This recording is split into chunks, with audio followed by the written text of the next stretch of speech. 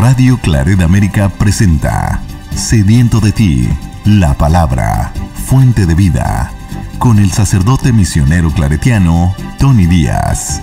Reflexiones diarias del Evangelio. Aquí iniciamos. Bienvenidos, hermanos, a nuestras reflexiones bíblicas de las lecturas del día. Hoy es jueves de la sexta semana de Pascua.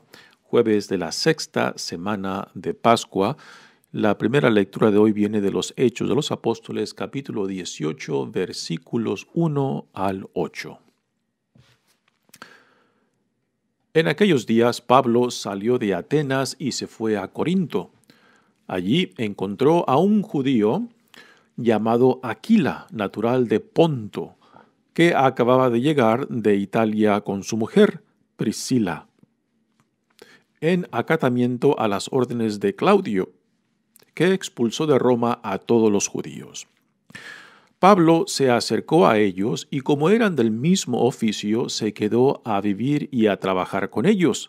Su oficio era fabricar tiendas de campaña. Cada sábado, Pablo discutía en la sinagoga y trataba de convencer a judíos y a griegos. Cuando Silas y Timoteo llegaron de Macedonia, Pablo se dedicó por completo a la predicación y afirmó delante de los judíos que Jesús era el Mesías. Como estos lo contradecían y lo insultaban, se rasgó las vestiduras y dijo: «Que la sangre de ustedes caiga sobre su propia cabeza. Yo soy inocente. De ahora en adelante iré a hablar a los paganos». Salió de allí y entró en la casa de Tito Justo, que adoraba a Dios y cuya casa estaba al lado de la sinagoga. Crispo, el jefe de la sinagoga, creyó en el Señor junto con toda su familia. Asimismo, al oír a Pablo, muchos de los corintios creyeron y recibieron el bautismo. Palabra de Dios. El salmo responsorial es el Salmo 97 y el responsorio es: «El Señor nos ha demostrado su amor y su lealtad». Aleluya. El Señor nos ha demostrado su amor y su lealtad. Aleluya. Cantemos al Señor un canto nuevo, pues ha hecho maravillas. Su diestra y su santo brazo le han dado la victoria. El Señor ha dado a conocer su victoria y ha revelado a las naciones su justicia. Una vez más ha demostrado Dios su amor y su lealtad hacia Israel. La tierra entera ha contemplado la victoria de nuestro Dios. Que todos los pueblos y naciones aclamen con júbilo al Señor. El Señor nos ha demostrado su amor y su lealtad. Aleluya. El Evangelio de hoy viene de Juan, capítulo 16, versículos 16 al 20. En aquel tiempo Jesús dijo a sus discípulos: «Dentro de poco tiempo ya no me verán, y dentro de otro poco me volverán a ver». Algunos de sus discípulos se preguntaban unos a otros: «¿Qué querrá decir con esto de que dentro de poco tiempo ya no me verán y dentro de otro poco me volverán a ver? Y con eso de que me voy al Padre». Y se decían: «¿Qué significa ese un poco? No entendemos lo que quiere decir». Jesús comprendió que querían preguntarle algo y les dijo: «Están confundidos porque les he dicho: dentro de poco tiempo ya no me verán y dentro de otro poco me volverán a ver. Les aseguro que ustedes llorarán y se entristecerán, mientras el mundo se alegrará. Ustedes estarán tristes, pero su tristeza se transformará en alegría». Palabra del Señor. Muy bien, damos comienzo a nuestra reflexión de las lecturas de hoy. Ayer leímos en la primera lectura de cómo Pablo estuvo en Atenas y su experiencia en el Areópago, hablando y dando el discurso ante la crema innata y los filósofos y políticos y todos aquellos que tenían algo que decir y compartir en esta área pública, pues parece que Pablo no tuvo un éxito en su conversación con ellos y prácticamente se rieron de él cuando Pablo les compartió el tema de la resurrección. Así que la experiencia de Pablo en Atenas, pues, no produjo muchos frutos. Algunos, si se nos dan el nombre de algunos de ellos ahí, Dionisio, Dámaris y otros que se convirtieron, pero no se nos habla de que se formó una comunidad en Atenas, ¿no? Y de Atenas, Pablo se va a Corinto. Y uno pensaría, bueno, ¿y por qué Pablo se va a un puerto? Los puertos tienen mala fama. ¿Por qué? Porque los puertos es donde se lleva a cabo el cruce de culturas, de gentes, de comercio, de tradiciones y también de malos hábitos. La mayoría de los puertos tienen mala reputación por el hecho de ser puertos y porque atraen a una diversidad de gentes, costumbres y tradiciones y malos hábitos, ¿no? Pues igualmente aquí Corinto no era una excepción. Por ser un puerto tenía una mala reputación. Y es ahí donde Pablo va ahora. Y después de cierta manera, el fracaso de Atenas, pues, ¿qué le haría pensar de que en Corinto iba a tener mejores resultados su predicación? Pero la gracia de Dios es impresionante. Y sí, en Corinto tiene una experiencia impresionante. No con los judíos, porque Corinto tenía una comunidad judía muy grande, pero interesantemente fue entre los no judíos. Aquí nuevamente hay que aclarar a qué nos referimos cuando decimos no judíos. Por no judíos nos referimos a griegos o personas de cultura griega. También puede hacer referencia a paganos o a este otro nombre que se les da gentiles. Así que cuando decimos no judíos, podemos estar refiriéndonos a griegos o gente de cultura griega, de que no sean étnicamente griegos, pero de que comparten la cultura griega o gentiles o paganos. ¿Okay? Así que Pablo tiene mejor éxito entre los griegos o gentiles o paganos aquí en Corinto. Así que a pesar de esta mala reputación que Corinto tiene por ser un puerto, pues Pablo tiene un gran éxito. A esta comunidad de Corinto, Pablo escribió varias cartas. En el Nuevo Testamento tenemos 2, pero hoy en día sabemos de que en realidad la segunda carta a los Corintios, escrita por Pablo, está compuesta por varias otras cartas que fueron recogidas y puestas en una sola. Esto es lo que los biblistas del Nuevo Testamento hoy en día nos dicen. Así que a esta comunidad Pablo dedica mucha atención y hasta cierto punto es la comunidad que más dolores de cabeza le causó, pero que es a causa de este diálogo, esta conversación con esta comunidad, pues tenemos 2 de las cartas más importantes que Pablo escribió y que encontramos en el Nuevo Testamento. Dice la lectura de hoy. En aquellos días Pablo salió de Atenas y se fue a Corinto. Allí encontró a un judío llamado Aquila, natural de Ponto, que acababa de llegar de Italia con su mujer Priscila.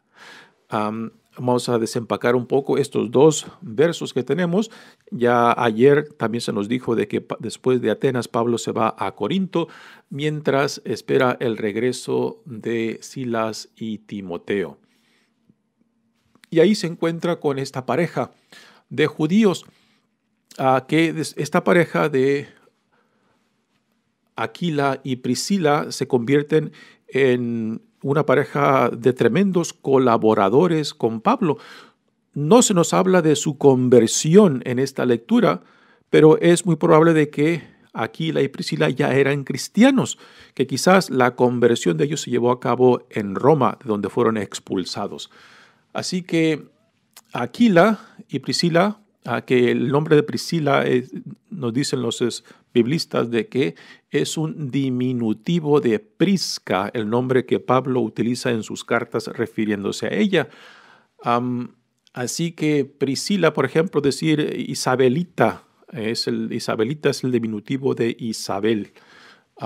Pues es lo mismo con el nombre de Priscila, que es el diminutivo de Prisca. Así que Pablo se encuentra con ellos. ¿Por qué fueron expulsados Aquila y Priscila? No solamente ellos, sino todos los judíos. El emperador Claudio parece que ya estaba cansado y harto de los problemas internos en la comunidad judía entre judíos y judíos cristianos. Y para resolver estos pleitos internos de la comunidad judía, pues este emperador expulsa a todos los judíos de Roma.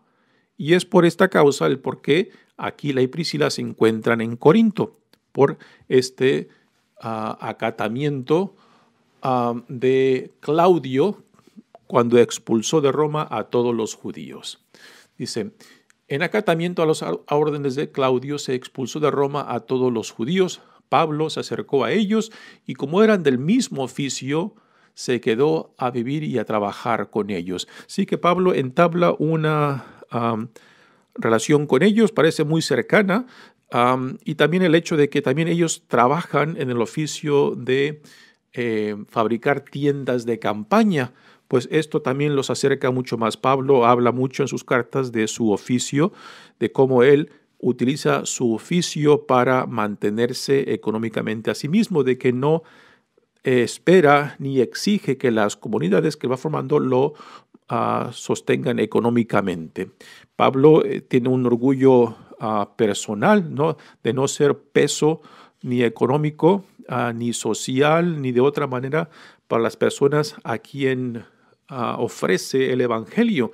Y este sentido de independencia, este sentido de autosuficiencia, pues es algo que define mucho a la personalidad de Pablo y es algo que también Pablo aconseja a sus colaboradores, de que no den espacio a ningún reproche hacia ellos, de que los pueden acusar de que se estén aprovechando de otra gente, ya sea económicamente, socialmente o emocionalmente, ¿no? Pablo busca esta autoindependencia para que no lo puedan culpar de nada, ¿no? Y en esto quizás Pablo pueda pecar de orgulloso, pero no, tiene mucho sentido. Lo que él busca es de que no haya ningún motivo para que se le rechace, porque él quiere estar claro de que su misión es Cristo, su misión es el Evangelio y de que no haya ningún obstáculo, ningún pero, nada que pueda estropear su misión, ¿no? Ni nada personal, nada comunitario. Para que el Evangelio quede claro y sus motivaciones queden claras, de que no va en busca de ninguna motivación personal, de ningún interés personal más que solamente Cristo, ¿no? Y esto realmente es algo digno de apreciar y de afirmar en Pablo y también de emular en nosotros cuando desempeñamos alguna responsabilidad en la comunidad, ¿no? De que nada nuestro personal se interponga o sea un obstáculo para la misión que Dios nos da de exponer, manifestar y compartir la buena nueva. Continúa la lectura diciendo, su oficio era fabricar tiendas de campaña. Cada sábado Pablo discutía en la sinagoga y trataba de convencer a judíos y a griegos. Así que Pablo, como es de costumbre, en cada localidad que llega, lo primero que hace es visitar a la sinagoga. Y Corinto tenía una comunidad grande judía. Así que ahí es el primer lugar donde va, porque sabe que ahí tiene ya una audiencia preparada y dispuesta para que lo escuche. Y también parece que hay a pesar de los griegos, aparte de los griegos, también hay otros griegos o gentiles o paganos que son atraídos a la fe judía y que también asisten a la sinagoga el sábado. Dice, cuando Silas y Timoteo llegaron de Macedonia, recordamos de que cuando Pablo sale corriendo de Tesalónica y de Perea por la persecución de los judíos, Pablo se va a Atenas y deja a Silas y a Timoteo en Tesalónica y Perea. Así que después de que él llega a Atenas, manda a decir de que Silas y Timoteo vengan a él y finalmente se reúnen aquí en Corinto. Dice, Pablo se dedicó por completo a la predicación y afirmó delante de los judíos que Jesús era el Mesías.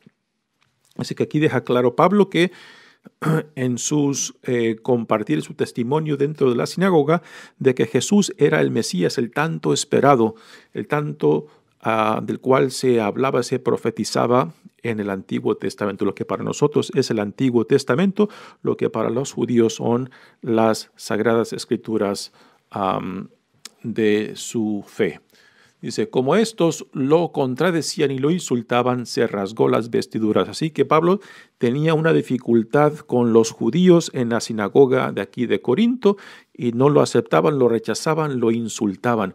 Y esta acción que Pablo hace, se rasgó las vestiduras, es una acción que la vemos mucho en el Antiguo Testamento, que es una expresión de rechazo, de escándalo ante algo que uno está viendo o escuchando, ¿no? Así que Pablo rechaza y su acción de rasgarse las vestiduras, es decir, rechazo lo que ustedes están diciendo acerca de mi predicación, rechazo su objeción y su rechazo de Cristo mismo. Y así que yo ya no me hago responsable de su cerrazón de corazón y de mente.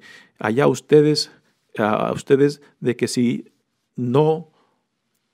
deciden no escuchar el mensaje de Dios en torno a Jesucristo, ¿no? Y esta es la acción de Pablo de rasgarse las vestiduras. Dice que la sangre de ustedes caiga sobre su propia cabeza. Yo soy inocente. Así que desde ahora en adelante, aquí en Corinto, Pablo ya deja de asistir a la sinagoga y se dedica a los griegos o a los gentiles y paganos dentro de la ciudad de Corinto, donde tiene un éxito impresionante. Así que es algo muy sorprendente después de los pocos frutos que él obtuvo en Atenas, esta ciudad de prestigio y de renombre, pues aquí en esta ciudad de Corinto, de mala reputación, pues tiene mejores frutos su predicación. Se salió de la sinagoga y entró en la casa de Tito Justo. Aquí hay un bello sentido de humor. Pablo sale de cierta manera enojado después de haberse rasgado las vestiduras como acción de rechazo de la actitud de los judíos y se va al lado de la sinagoga, a la casa de Tito Justo, que es un griego o un gentil que había sido atraído a la fe judía y que vivía enseguida de la sinagoga y va y se instala allí en la casa de Tito.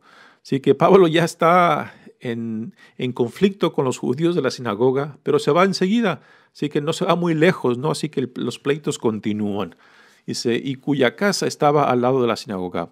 Y después algo sorprendente, después de que Pablo sale de la sinagoga en conflicto con los judíos de la sinagoga y se da cuenta de que Crispo, el jefe de esta misma sinagoga, ha aceptado el evangelio y viene y se une a él en la casa de Crispo, en la casa de Tito Justo. Así que sorprendente experiencia de que el jefe de la sinagoga acepta la buena nueva, acepta a Cristo y se va a la casa enseguida de Tito Justo. Crispo, el jefe de la sinagoga, creyó en el Señor junto con toda su familia. Asimismo, al oír a Pablo, muchos de los corintios creyeron y recibieron el bautismo. Así que es algo sorprendente, ¿no? A primeras uno hubiera pensado, pues, ¿en qué estará pensando Pablo de irse a Corinto, esta ciudad de mala reputación, ¿no? Y es ahí donde tiene una experiencia de frutos en torno a Cristo impresionante. Y esto nos deja una enseñanza muy clara, ¿no? No pretendas conocer o entender las cosas de Dios. Dios sabe el por qué hace las cosas, de que Dios aún en este ambiente de corrupción y de mala reputación, pues es donde más frutos produce. Que Dios escribe recto con líneas torcidas. Aquí se prueba este dicho popular. ¿Quién pensaría de que Pablo tuviera esta experiencia tan buena, tan positiva y de tantos frutos para el Señor? Muy bien, pasemos ahora al Evangelio de hoy. Continuamos en este discurso de Jesús hacia sus discípulos en el contexto de la última cena. Recordamos de que Jesús ya les ha venido hablando, repitiendo el mismo tema de su próxima salida en diferentes formas, y también ya les ha hablado acerca de que no los dejará solos, no los dejará huérfanos, de que cuando Él regrese al Padre, mandará al Paráclito, al Espíritu Santo, quien los fortalecerá, quien los acompañará, quien los seguirá formando y los iluminará para que sigan en esta trayectoria en la cual Jesús los ha encaminado. Pero aún así hay mucha confusión y hay también expresiones de tristeza, perplejidad, por no entender claramente lo que Jesús les está diciendo. Y de esta manera se puede entender, ¿no? Nuestro lenguaje porque vivimos en el tiempo y el espacio, limitados por el tiempo y el espacio, pues nuestro lenguaje no puede expresar y explicar cosas que están más allá del tiempo y del espacio, la eternidad, Dios mismo. Entonces, como Jesús mismo, como hombre, como verdadero hombre que está en el tiempo y el espacio, pues reconoce los límites del lenguaje humano, de la expresión humana, que no pueden manifestar y expresar la plenitud de la realidad de Dios. Por eso dice, tengo que regresar al Padre y cuando regrese les mandaré el Espíritu Santo para que lleve a cabo lo que el lenguaje humano, lo que yo mismo como hombre no les puedo comunicar, y es el Espíritu Santo quien hará posible el comprender todas estas enseñanzas y toda esta experiencia después de que Jesús sea arrestado, sea condenado y muera y sea enterrado, ¿no? Porque esto dejará confuso. Huirán los discípulos porque piensan de que ya todo este plan del reino se les ha venido abajo, pero no tienen todavía ninguna idea, ningún concepto de la resurrección que convertirá ese miedo en gozo y esa experiencia paralizante, pues también será transformada en un impulso misionero para que proclamen de que Cristo vive, de que Cristo ha resucitado, de que Cristo es el Señor, el Mesías, el Hijo amado de Dios.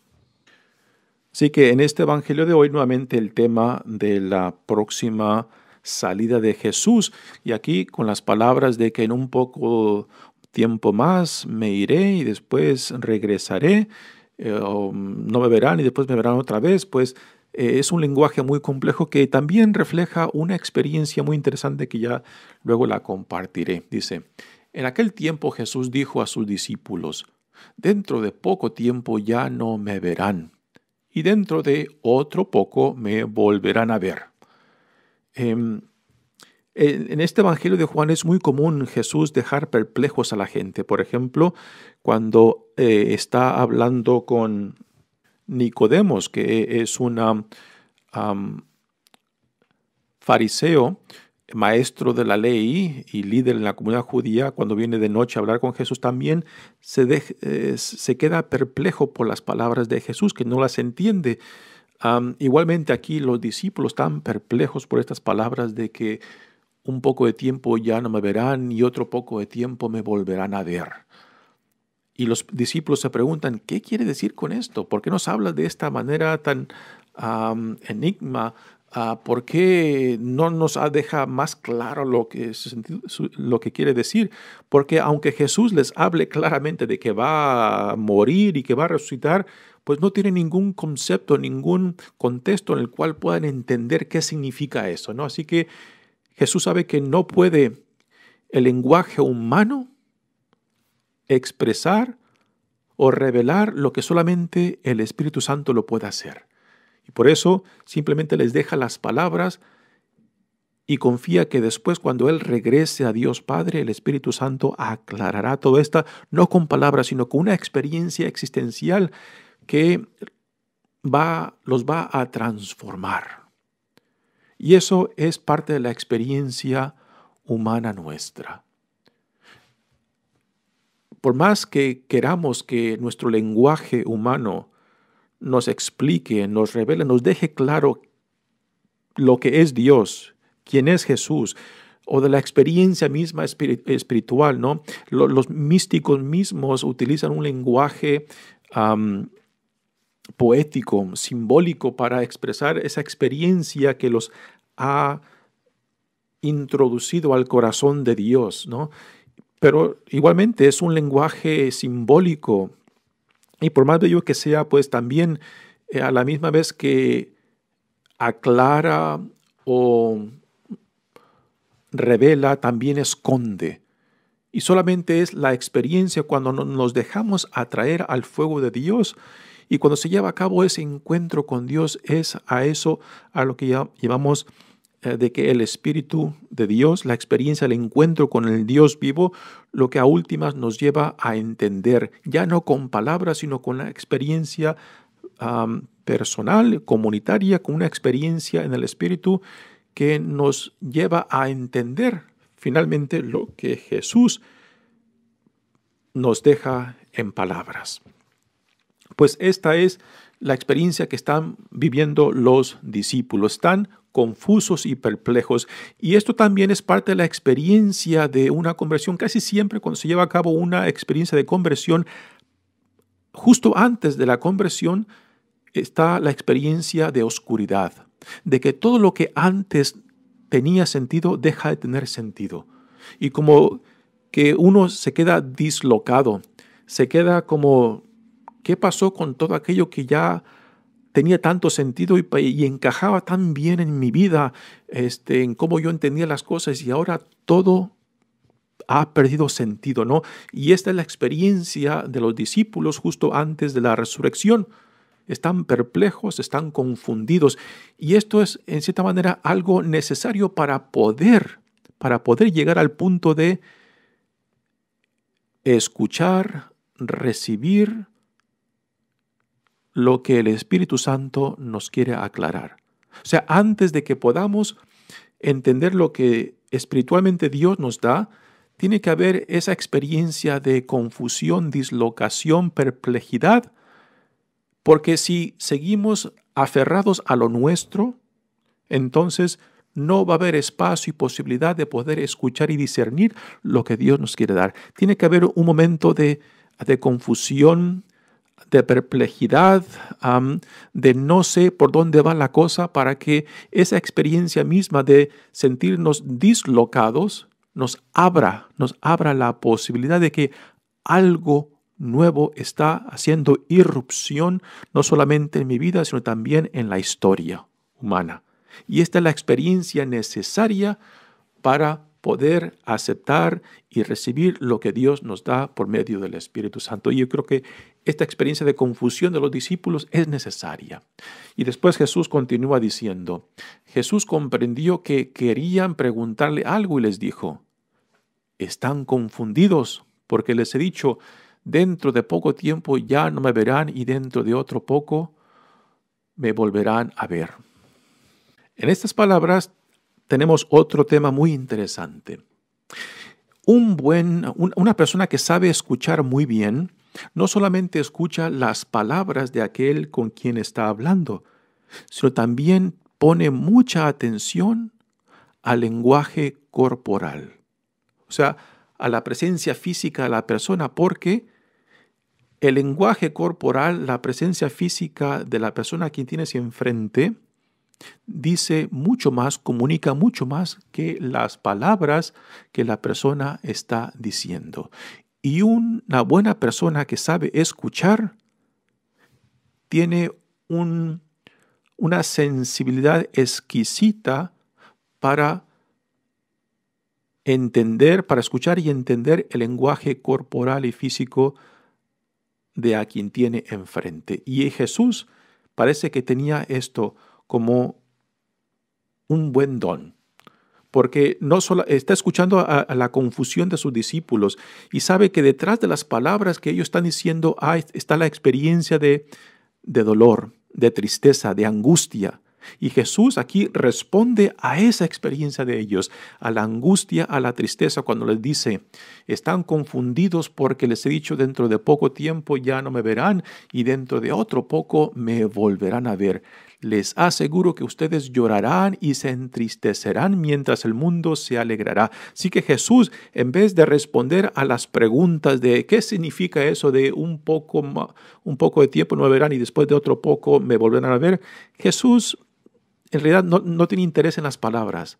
Él tiene interés en lo que hay detrás de las palabras.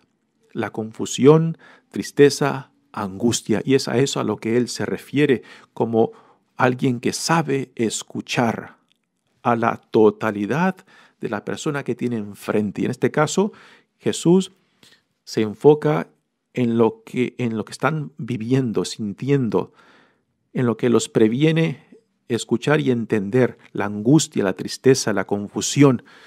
Y por eso estas palabras, ustedes estarán tristes, pero su tristeza se transformará en alegría. Y esta tristeza es el Espíritu Santo quien la transformará en alegría. Y ese parálisis después del arresto y muerte se convertirá en un impulso misionero que hará posible el crecimiento de este movimiento que después se convierte en la iglesia. Muy bien, mi nombre es Padre Tony Díaz, misionero claretiano. Que Dios los bendiga. Radio Claret América presentó Sediento de ti, la palabra. Fuente de vida. Sus comentarios son importantes. Contáctenos en radioclaretamerica@gmail.com.